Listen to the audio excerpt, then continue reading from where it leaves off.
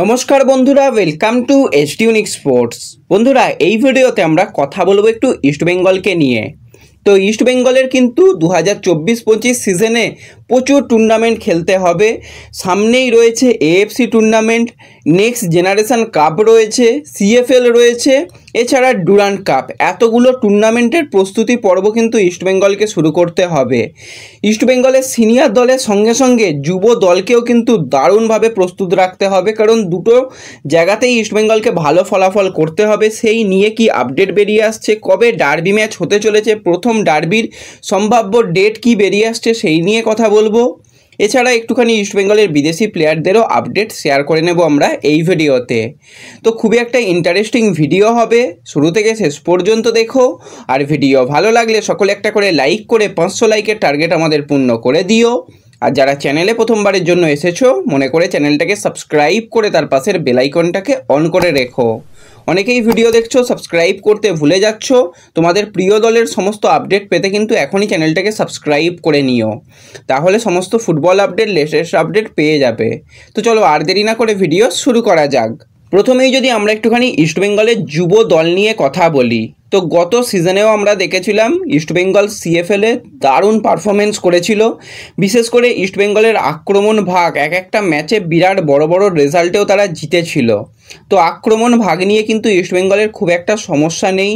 সমস্যার যে জায়গাটা রয়ে গেছে, গত বছরেও ছিল, এবছরে অনেকটাই মেরামতি করে নিয়েছে, আরও কিছুটা বাকি রয়েছে, সেটাও কিন্তু হয়ে যাবে আশা করা যায়। সেটা হচ্ছে ডিফেন্স কিন্তু গত বছরে ইস্টবেঙ্গলকে বেশ কিছুটা ভুগিয়েছিল। সেটা আমরা রিজার্ভ টিমের যে কোনো ম্যাচেই দেখেছিলাম। অন্য কোনো টিম যদি একটু হাই প্রেসিং ফুটবল খেলেছে তো ইস্টবেঙ্গলের সমস্যা হয়েছিল, কারণ সিএফএলে যেখানে ইস্টবেঙ্গল একদম চ্যাম্পিয়নের অন্যতম দাবিদার ছিল, মোহামেডানের কাছে তারা হেরে গিয়ে রানার্স হতে হয়েছিল, চ্যাম্পিয়ন কিন্তু হতে পারেনি। কিন্তু এই সিজনটা আরও ইস্টবেঙ্গলকে শক্তিশালীভাবে ফিরে আসতে হবে। প্রতিটা টুর্নামেন্টেরই কিন্তু এবারে চ্যাম্পিয়ন হওয়ার জন্যই কিন্তু বিনো জর্জ প্রথম থেকেই কাজ করছে কার্লেস কোয়াদ্রাতের নিয়ম অনুসরণ করে। তো কার্লেস কোয়াদ্রাত প্রতিটা প্লেয়ারকেই কিন্তু কম বেশি সিনিয়র দলে অল্প অল্প করে সুযোগ দেবে, তারপরে কিন্তু তাদের প্রয়োজন মতন সিনিয়র দলেও ডেকে নেওয়া হবে। গত বছর আমরা দেখেছিলাম সায়ন, ভিষ্ণু, আমানের মতন প্লেয়ারকে রিজার্ভ টিম থেকে সিনিয়র টিমে উঠে আসতে। তো এভাবেই কিন্তু মোটামুটি পুরো সিস্টেমটা ইস্টবেঙ্গলের এগোবে। তো ইস্টবেঙ্গলের প্রথম টুর্নামেন্টটি শুরু হচ্ছে সিএফএল দিয়ে। তো সিএফএলে যেরকমটা তোমাদের কালকেই জানিয়ে দিয়েছিলাম, সেই জিনিসটাই বেরিয়ে আসছে যে সোমবার থেকে কিন্তু ইস্টবেঙ্গল প্রস্তুতি পর্ব শুরু করে দিচ্ছে। অফিসিয়ালিভাবে ইস্টবেঙ্গলের সোশ্যাল মিডিয়াতেও সেটা শেয়ার করা হয়েছে। এবার ইস্টবেঙ্গলের রিজার্ভ টিমেও কিন্তু বেশ কিছু নতুন মুখকে আমরা দেখতে পাবো, কারণ অনেকগুলো প্লেয়ার ইস্টবেঙ্গল দল ছেড়েছে। দীপ সাহা, নিরঞ্জন মণ্ডলের মতন কিন্তু ভালো ভালো প্লেয়ার দল ছেড়েছে, আরও বেশ কিছু প্লেয়ার দল ছেড়েছে। নতুন প্লেয়ারও অনেকে এসেছে তোমাদের যেরকমটা বলেছিলাম। তো আরও বেশ কিছু প্লেয়ার আসছে, সম্ভবত আরও 2 থেকে 3টে প্লেয়ারও স্কোয়াডে আসতে পারে। নতুন অন্তত 4 থেকে 5 জন প্লেয়ারকে কিন্তু এবছরে আমরা ইস্টবেঙ্গলের রিজার্ভ টিমে আসতে দেখেছি।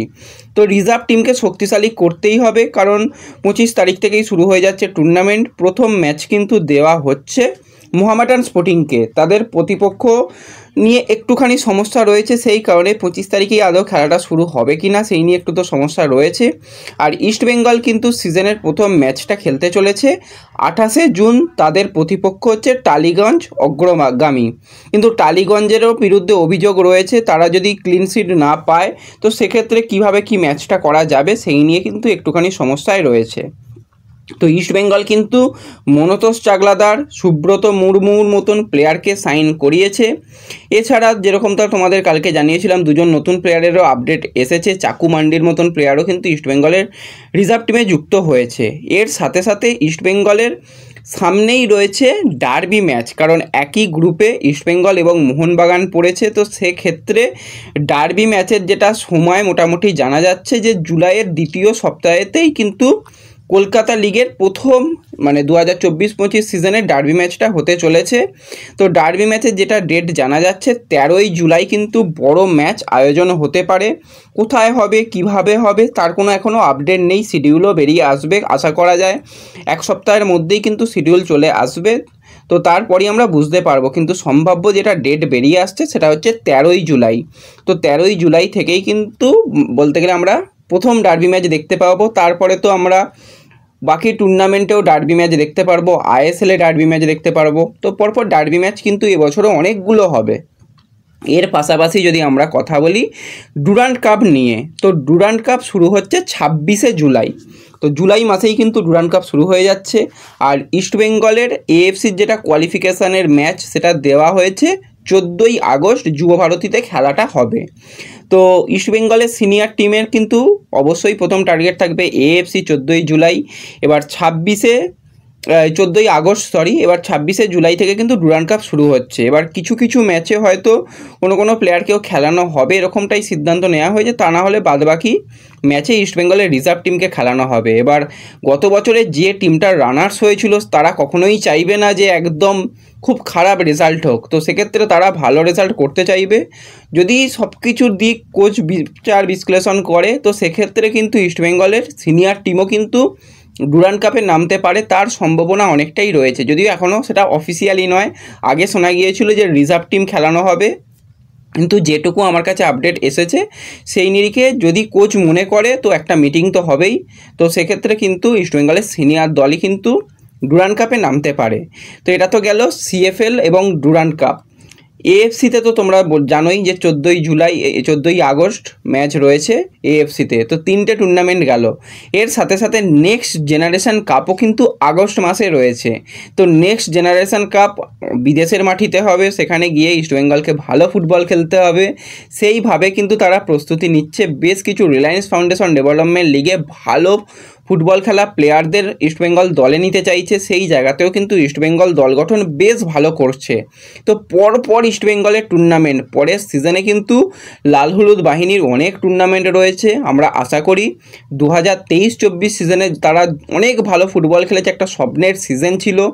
একটা tournament champion, Reliance foundation development লিগে রানার্স হয়েছে, আন্ডার 17-এও রানার্স হয়েছে, ডুরান্ড কাপেও রানার্স হয়েছে। তো আশা করি পরের সিজনটা ইস্টবেঙ্গল আরও ভালো ফুটবল খেলবে এবং বেশ কিছু টুর্নামেন্ট চ্যাম্পিয়ন হতে ইস্টবেঙ্গলকে দেখা যাবে। তো রাজার মতন ইস্টবেঙ্গল ফিরতে চলেছে, এটুকু আমরা বুঝতে পারছি। তো ডার্বি ম্যাচে তোমাদের সম্ভাব্য ডেট জানিয়ে দিলাম। আর ডুরান্ড কাপেও কিন্তু যেটা ব্যাপার হচ্ছে, ডুরান্ড কাপেও ডার্বি ম্যাচ হবে। একই গ্রুপে মোহনবাগান এবং ইস্টবেঙ্গলকে রাখার কথা ভাবা হচ্ছে। তোমরা সকলেই জানো একটা ভিউয়ার্সের ব্যাপার থাকে। তো যদি একই গ্রুপে না রাখা হয় তো ডুরান্ড কাপটা একটু ম্যারম্যারে হতে পারে। যদি কোনো দল না পৌঁছাতে পারে পরবর্তী রাউন্ডে তো সেক্ষেত্রে একটু সমস্যা হয়। তো সেক্ষেত্রে একটা আবার ডার্বি ম্যাচ ডুরান্ড কাপেও হবে। তো তার মানে আমরা বুঝতেই পারছি জুলাই মাসে আমরা ডার্বি ম্যাচ দেখতে পেতে চলেছি। এর সাথে সাথে কিন্তু আবার আগস্ট মাসের প্রথম দিকেই কিন্তু আবারও ডার্বি ম্যাচ দেখতে পেতে চলেছি, তার সম্ভাবনা তৈরি হয়েছে। তো জোড়া ডার্বি কিন্তু আমরা সিজনের প্রথমেই দেখতে পেতে চলেছি। তো তোমরা কতটা খুশি এই আপডেট পেয়ে অবশ্যই কমেন্টে জানিও। তো এরপরে যদি আমরা একটুখানি জর্ডান এলসেকে নিয়ে বলি, তো জর্ডান এলসের কিন্তু কন্ট্রাক্ট শেষ হয়ে গেছে।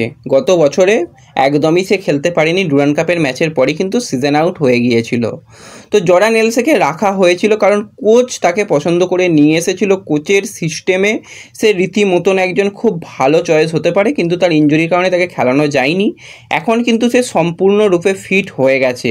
এবার ম্যাচ প্র্যাকটিসে আস্তে আস্তে শুরু করেছে, কিন্তু এখনও পর্যন্ত যে তাকে ফার্স্ট 11-এ খেলানো যাবে সেরকমটা হয়তো নয়। তো এক্ষেত্রে যেটা শোনা যাচ্ছে ইস্টবেঙ্গল কিন্তু ষষ্ঠ বিদেশির সন্ধান রীতিমতন চালাতে শুরু করে দিয়েছে। সেই প্লেয়ার সিবিতেও খেলতে পারবে, সিডিএমেও খেলতে পারবে, যেটা তোমাদের বহু দিন ধরে জানিয়ে আসছিলাম। সেরকম একজন হাই প্রোফাইল প্লেয়ার, কোনো ছোটোখাটো প্লেয়ার নয়, একজন হাই প্রোফাইল বড় মার্কেট ভ্যালুর প্লেয়ারের সঙ্গে ইস্টবেঙ্গল কথাবার্তা বলছে এবং খুব ভালো একটা প্লেয়ার আসতে চলেছে। তো সেক্ষেত্রে ষষ্ঠ বিদেশি সেই হতে চলেছে। জর্ডান এলসেকেও রাখার চিন্তাভাবনা রয়েছে সপ্তম বিদেশি হিসাবে। তো সেক্ষেত্রে এএফসি টুর্নামেন্টগুলোতে ব্যবহার করা যেতে পারে বা যে কোনো অন্যান্য টুর্নামেন্টেও কিন্তু জর্ডান এলসেকে সুযোগ দেওয়া যেতে পারে। তো জর্ডান এলসেকে যে এখনই ছেড়ে দেওয়া হচ্ছে সেরকমটা নয়, তবুও তার একটা ফিটনেসের, যেরকমটা কিছুদিন আগেই জানিয়েছিলাম যে একটা পরীক্ষা হবে, সেটা কলকাতাতেই হবে না অস্ট্রেলিয়াতেই হবে সেটা নিয়ে এখনও আপডেট আসেনি। তো সেই ফিটনেস পরীক্ষা যদি ঠিকঠাক হয় তাহলে কিন্তু তার সঙ্গে আরও একটা সিজন কন্ট্রাক্ট ইস্টবেঙ্গল বাড়াতে পারে, তার সম্ভাবনা অনেক অংশেই তৈরি হয়েছে। পুরোপুরি তার এই মেডিকেল টেস্টটার উপর নির্ভর করবে, তা না হলে অন্য আরও বিদেশির পেছনে ইস্টবেঙ্গল যাবে, এটুকুই আপডেট বেরিয়ে আসছে। গত বছরে আমরা দেখেছিলাম ইস্টবেঙ্গল পুরো সিজনে 10 থেকে 11টা মতন বিদেশি প্লেয়ারের সঙ্গে কন্ট্রাক্ট করেছিল এবং তাদের দলে নিয়ে এসেছিলো ঘুরিয়ে ফিরিয়ে। তো সেক্ষেত্রে এরকমই শোনা যাচ্ছে। তো দেখা যাক কী আপডেট বেরিয়ে আসে পরবর্তী সময় এলসেকে নিয়ে। তো এলসেকে কিন্তু আমরা আবারও লাল হলুদ জার্সি গায়ে দেখতে চাই। তোমরা কারা কারা এলসেকে দেখতে চাও কমেন্টে জানিও। তো এই ভিডিওতে এটুকুই আলোচনা করার ছিল। ভিডিও ভালো লাগলে ভিডিওতে লাইক করে দিও, চ্যানেলে প্রথমবার এলে চ্যানেলটাকে সাবস্ক্রাইব করে দিও, ফেসবুক পেজ থেকে ভিডিও দেখলে ফেসবুক পেজটাকে ফলো করে নিও এবং ভিডিও একটু সকলের সঙ্গে শেয়ার করে দিও। তো দেখা হচ্ছে পরবর্তী ভিডিওতে। ধন্যবাদ।